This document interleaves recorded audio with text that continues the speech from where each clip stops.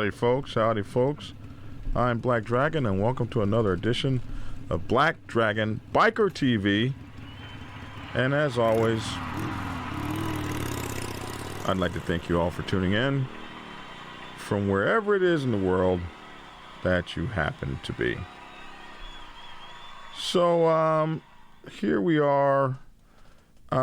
It's a beautiful day here in Atlanta, Georgia. And one of our good friends over in Russia, a guy by the name of Kompas, has 9 questions that he wants to know that he says that Russian bikers have asked him about American bikers. So I know he sent this questionnaire to a few of my friends and other content creators. So I'm going to try my best to answer his questions about American bikers, at least from my perspective. I don't speak for us all, but definitely the group of bikers that I ride with. And I am the retired national president of the mighty Black Sabbath Motorcycle Club Nation, a motorcycle club nation that was born in 1972 as 7 black men who rode on Sundays after church. And eventually, by 1974, we got our clubhouse at 4280 Market Street in San Diego, California. And before 1975, we were integrated into a multiracial club that included all colors, races, religions, whatever the case. If you had a motorcycle, and you were a true brother, you could ride with the mighty Black Sabbath Motorcycle Club Nation. So let's get to the questions and see what he has in store. So question 1. In Russia, previously, we had an idea that bikers should be out of politics. In different meaning, some say you should not vote, and some bikers should stand as counterculture against the government. As far as we have read on the internet, books, magazines, articles, we have an impression that clubs in the United States are not interested in politics and much more concentrated on their families and brothers. However, how do motorcycle clubs in the United States look at this matter in reality? So, bikers in politics, let's just talk about bikers first. Bikers in the United States come from all kinds of backgrounds. So we definitely see that some bikers are in politics and other bikers are not. If you're talking about motorcycle clubs, I would say that we have so many different kinds of motorcycle clubs here in the United States. Motorcycle clubbing has been going on for a long time, since the late 1800s. So typically motorcycle clubs were not real big into politics. But you would see it happen during certain kinds of maybe conflicts or things like that in our country. For instance, during the Civil Rights era, when African Americans and black people were fighting to get rights to vote and rights to assemble and have fair accommodation in housing, you would see groups of folks, especially biking clubs as well, motorcycle clubs as well, you would see them perhaps come into the politics long enough to maybe try to see some social change and then kind of drift back out. You know, bikers are kind of, if you're going to generalize, bikers are kind of, especially motorcycle club bikers, are kind of anti-social in terms of society and that sort of thing. So you don't see us involved in politics a whole lot. But when it came to some stuff that I would say started in about 2020, 2019, 2020, all of the riots you may have seen on television, and the rise of the Black Lives Matter protests, the Antifa protests, the Support the Blue, Back the Blue protests, and things associated with the Donald Trump presidency, you saw a whole lot of bikers get into politics. And you saw a lot of divides among race in America, which happens to us a lot in this country.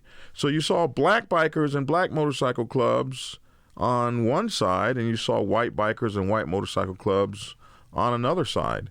And this we did see here over the last couple of years. I think we've seen bikers be more political than ever before over the last 2 or 3 years, especially with COVID and all of the crises that you've seen in America on television. So we've seen bikers way, way, way more politically involved than I've ever really seen them before. Now, there is a point before that when bikers were voting, and that was for biker rights. In the United States, there's always been, especially against motorcycle clubs, political efforts to make laws that are against bikers. So we do have strong biker lobbies, motorcycle club organizations that are looking to get us to vote for our rights. That sort of stuff has always been around.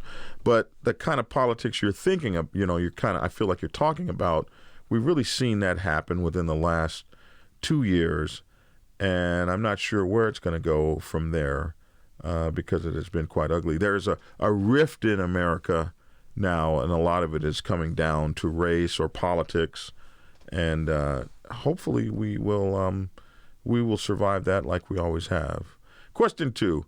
Now, we know very well about the path of a biker in a motorcycle club: supporter, hang-around, prospect, and member. However, we do not have much information about retired club veterans.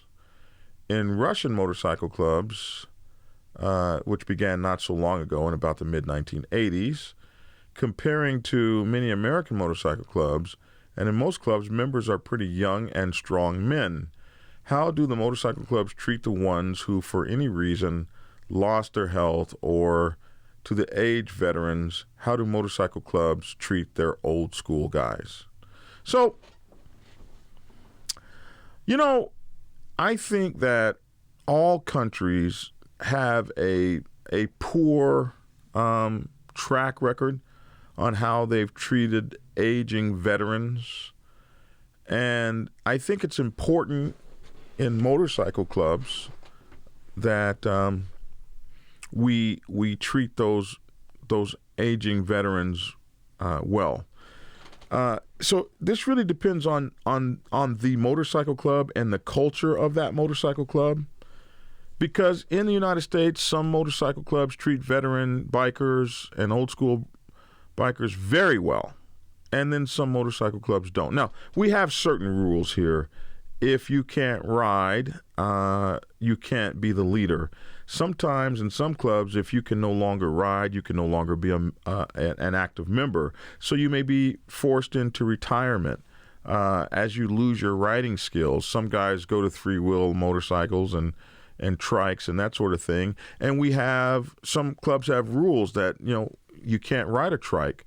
So as your physical abilities dissipate and you start to get to the point where you can't ride anymore, unfortunately, in a motorcycle club, that means that your participation as an active member is going to wane. It's going to die. You might even be forced out.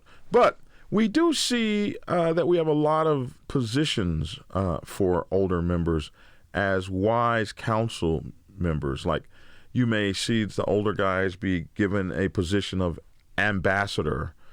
In my club, we have a position called lifer. And a lifer is someone that's put 20 years in the motorcycle club. And you get certain rights, like you get the right to sit in on meetings. Like, you might not have the right to vote, but you might have the right to be heard in a meeting.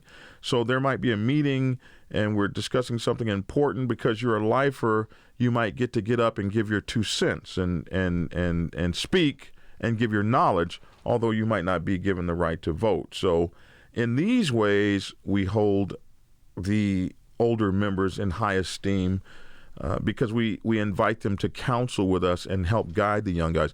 We also have a position called Godfather. So the Godfather is a senior member of the club, a lot of times a lifer or a member that's not riding anymore, but has done all these magnificent things in the club and has a wealth of knowledge and a wealth of education. And we take those guys and we put them in the position of Godfather, ambassador, educator. There's a lot of different positions that we will have for them so that we can lifer, so that we can continue to use them and their knowledge for as long as they want to stay with the MC and be part of the brotherhood. We also, we sit around the campfire and we listen to their stories and we seek them for their advice and their wisdom. Some motorcycle clubs do it better than others, but those are some official ways that you will see how American motorcycle clubs will treat their elders. Question 3, do you still have magazines about biker culture? Which ones? How do they exist? As electronic option, in a physical? Do they have commercials in them? In Russia, we have a printed magazine translated to Free Road. It is an independent and neutral information platform in social media and a magazine. If such a magazine will reach you in the English language, what would you like to see there? Information about motorcycle clubs, events, custom motorcycles, about people, craftsmen, masters of customization. So the first part of the question, do you still have magazines about biker culture? Absolutely. We have, but, the printed magazine is kind of dying in the world. So we're not seeing as many printed magazines as we are seeing like electronic magazines and social media kind of magazines and video magazines. But we still have a few magazines, and the custom bike building magazines, and like we have some magazines that'll have really sexy, beautiful women draped across beautiful motorcycles. Those are the favorite ones. Magazines like Easy Rider, I believe, are still around. And myself and Hollywood, co-producer of mine, we are starting our own magazine, kind of to reach back, a printed magazine, to kind of reach back into MC culture. And of course, it's going to have sexy, sexy women of all races laid across motorcycles in bikinis and stuff. Yeah! Yes, sir! Yes, sir! It's going to be amazing! Yes, sir. And it's going to be called Real Biker Magazine. So we're going to have that coming. But the printed magazine's kind of disappearing in America, but there are still a few holding on, and we're going to do our own brand new one. If there was a magazine to come from Russia to the United States, yeah, we want to see all that, the same stuff, customization, beautiful magazine, beautiful motorcycles, beautiful women. We want to hear stories about being on the road and traveling across country and how to fix your motorcycle, how to maintain your motorcycle, the best tires to buy, what kind of warm weather gear. We like to know about riding in the mud, riding in the rain, riding in the snow, riding in the sun. We want to know about the bikers, the people, the craftsmen, who are the best customizers, who puts the best stereo systems on motorcycles. And all of these are different kinds of magazines that we have here. We got stereo magazines for motorcycles. We got magazines about ink and tattooing. So, just the normal stuff. Stuff that we would like to see in a magazine is stuff that bikers care about.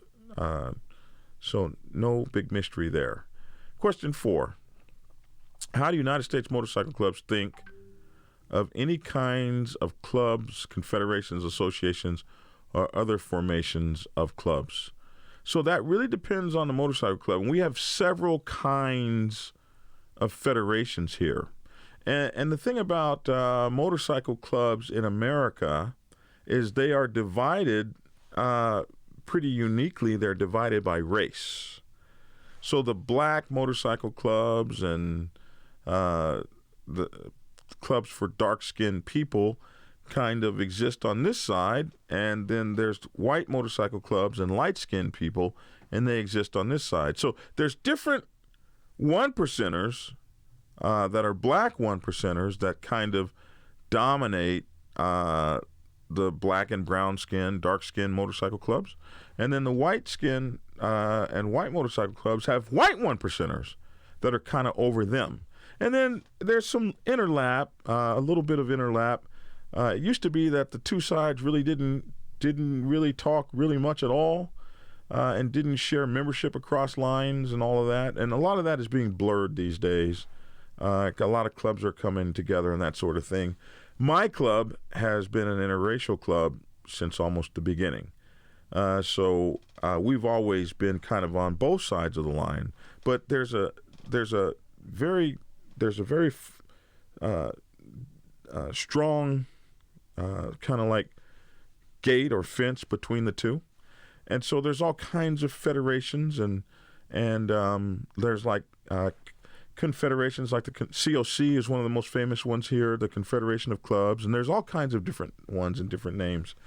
So typically mom and pop clubs will fall under some of these confederations, and they will be run by either a group of these clubs with a one percenter club kind of looking over them, or sometimes a one percenter club will run the confederation or allow there to be some kind of something in between. And then you have independent motorcycle clubs, like my motorcycle club, and independent motorcycle clubs and 1% motorcycle clubs and outlaw motorcycle clubs. These are clubs that don't particularly belong to federations.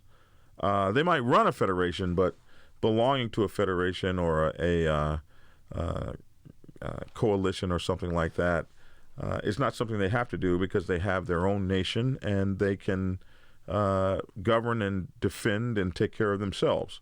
So it really depends on the level of kind of club you're in, whether or not you belong to a federation. Some clubs don't have a choice. You move into an area that forces you into their confederation or coalition or whatever you want to call it. So they are here. They're in the United States. They're strong. Some clubs really like to belong to them. Some clubs are forced to belong to them and don't want to belong to them at all. And other clubs don't have to deal with that in the least bit, depending on the club you have. 5. Do the motorcycle clubs have their own big events, festivals, events? Do they visit neutral ones, even without their colors? So, absolutely, we have huge events. Motorcycle clubs have their own events. Like our club, for instance, has an annual every year, and all of our chapters, and we have chapters all across the United States, so each chapter has its own annual, and annuals can bring tens of thousands of motorcycles to them. And some motorcycle clubs, they invite rappers and musicians and rock bands, and they have a party as big as you might imagine, with tens of thousands, if not 100,000 people attending. And others, it's just a little small thing where people dance and that sort of thing. Do other motorcycle clubs come? Absolutely. We have some events that are just completely neutral, and it doesn't matter who you are, you can come. And typically there's not a problem between who has colors on or whatever the case may be. There are many situations where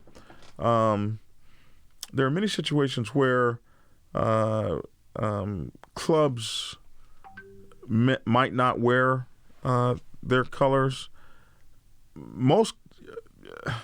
But that's that's kind of interesting. You say even without their colors.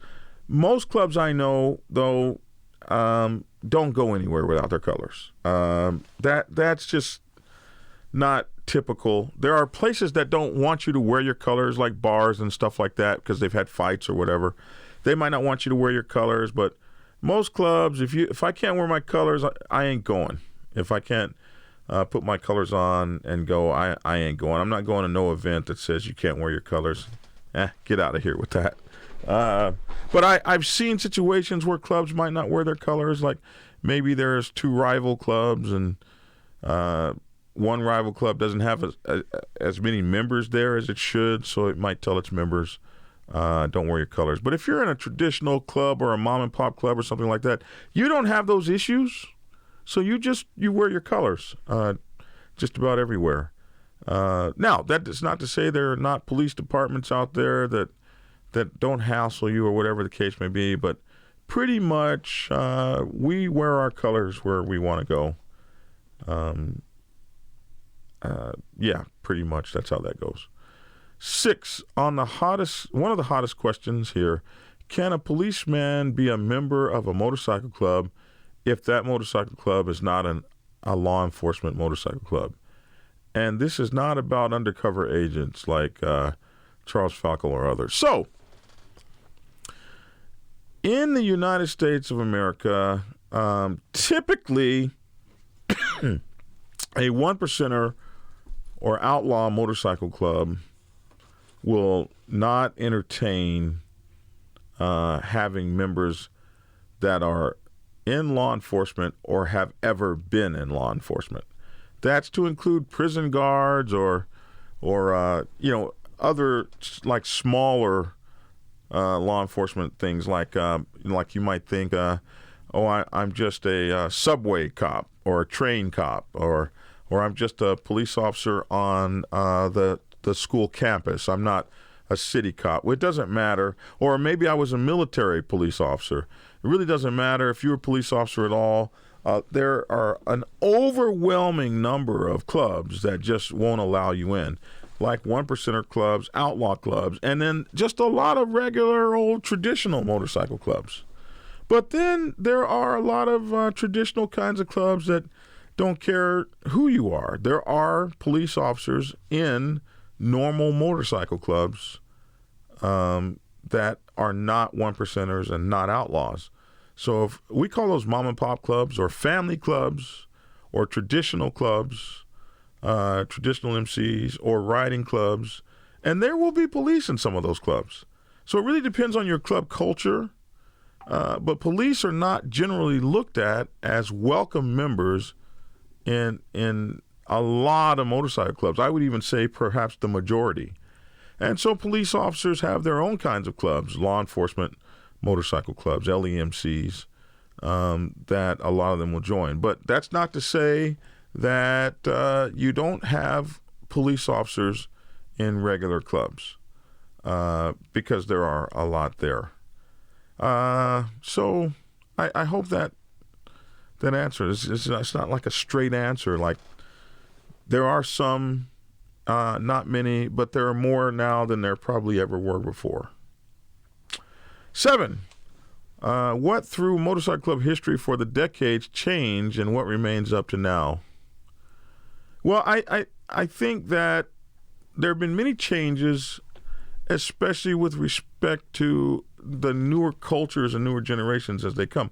When I went into motorcycle clubs, we went in as kids. I was just a young guy when I came in. So older guys telling me what to do or being mean to me or offensive, that didn't really, those were older guys. We looked up to those guys.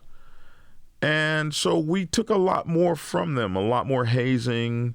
We took a lot more disrespect. A bigger brother tells you, an older brother tells you to do something and, slaps you across the mouth. You're not mad at him. But if you're his same age, then you're not going to take that. So what we're seeing now is that the motorcycle club generations have gotten older. So a lot of the new guys that are coming to the motorcycle club are pretty close to my age. So you want to treat a guy like a prospect, and you're 55 and he's 53. He's accomplished a lot in his life.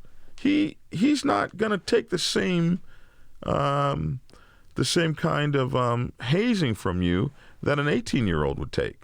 So in America, we're watching the motorcycle club population get older, and the newer people that are coming in, they are accomplished people. They have homes. A 40-year-old guy comes into the club. He's got a home, a solid job.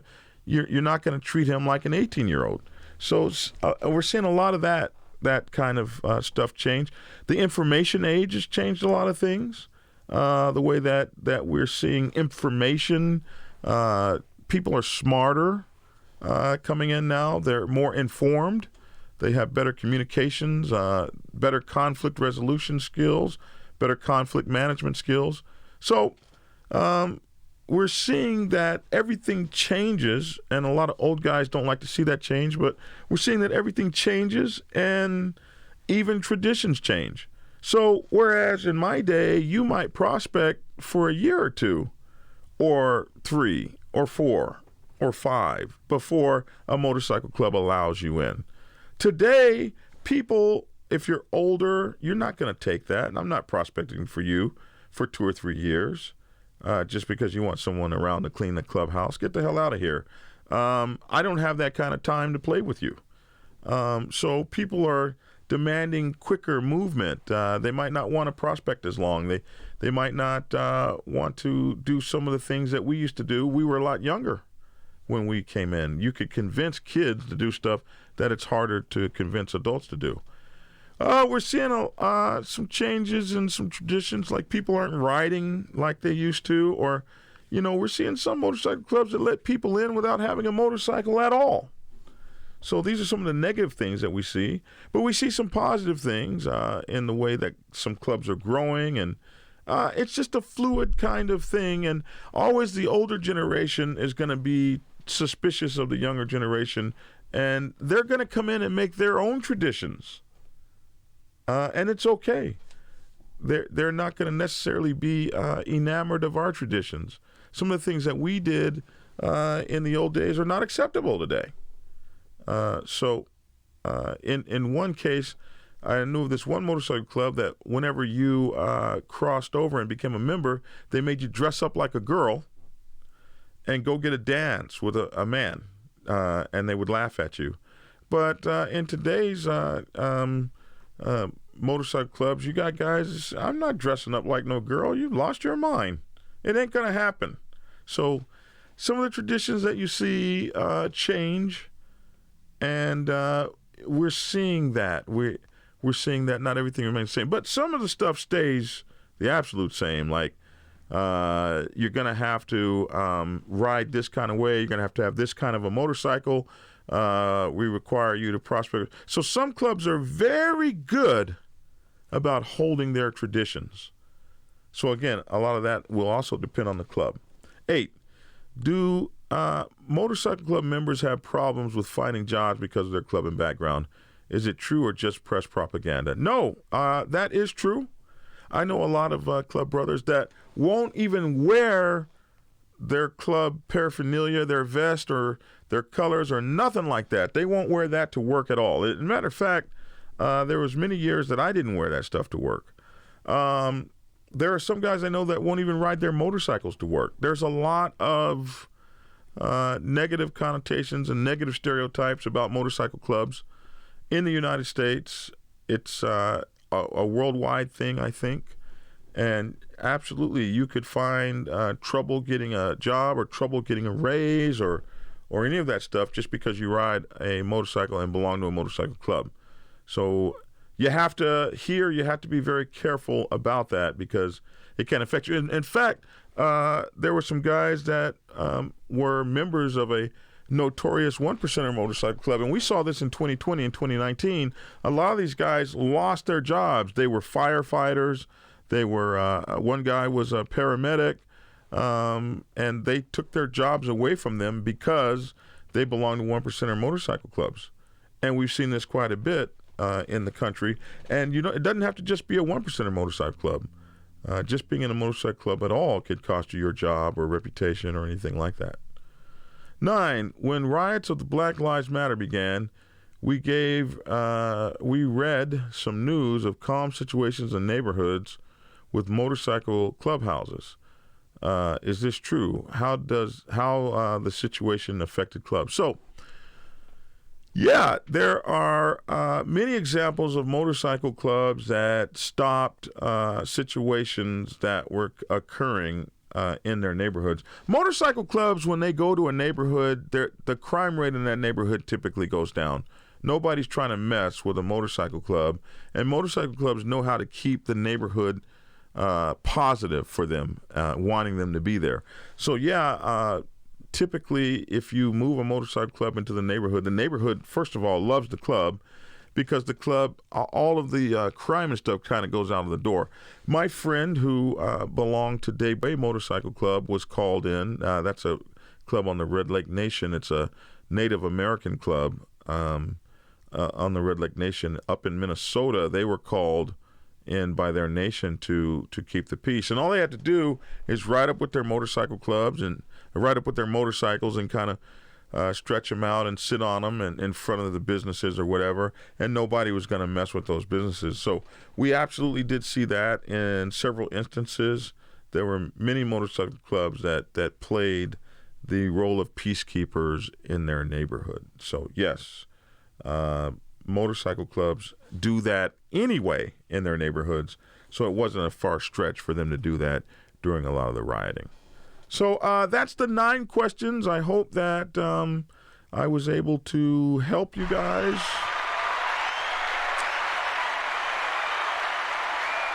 A lot of talking for me. I'm just like, my goodness, that was a lot. Oh, wonderful. So anyway, I'm Black Dragon from Black Dragon Biker TV. Check us out over here in America. Come to our our YouTube channel, Black Dragon Biker TV. We also have our Instagram channel, Black Dragon Biker TV, our Facebook channel, Black Dragon Biker, and we started a TikTok channel, Black Dragon Biker TV. So come hang out with us, get to know us. If you have any questions, let me know. Like and share the channel, and check us out, Black Dragon Biker TV, and our biker news every morning at 10:30 a.m. Eastern Time. Check our news channel out and hear biker news from all over the world. Hey, thanks, Kompas, for the opportunity to appear before the Russian people. I absolutely respect the Russian bikers. I've read a lot about you guys, and it's good to know that we have brothers all over the world that enjoy and love this lifestyle. When I was in the United States Navy, a submarine sailor in the 80s, the Russian crews, the Russian submarine sailors, we used to chase each other through the ocean.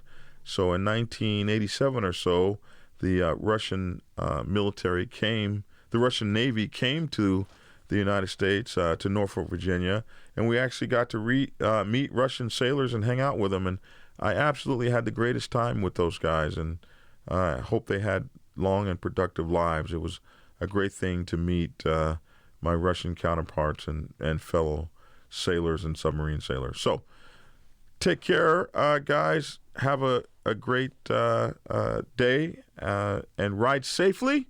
Wear your helmet. We have a saying here, all of the gear, all of the time. So wear your helmets, be safe, ride safe. I'm Black Dragon. That's my 2 cents. Love to hear your 2 cents in the comment section below. Thanks for tuning in, and get skinny. Prepare yourself to take the helm as president of your mighty motorcycle club by delving into the pages of Black Dragon's newest book, The President's Bible, Chronicle 1, Principles of Motorcycle Club Leadership. There you will learn to advance your skills in applying the 14 scientific principles of leadership similar to those taught to officers in the United States Naval Service. Available in hardcover, paperback, and ebook. Get yours today on Amazon, Kindle, or order it at your local bookstore. Order your autographed copy from blackdragonsgear.com. Be the best motorcycle club president you can be. Get the book.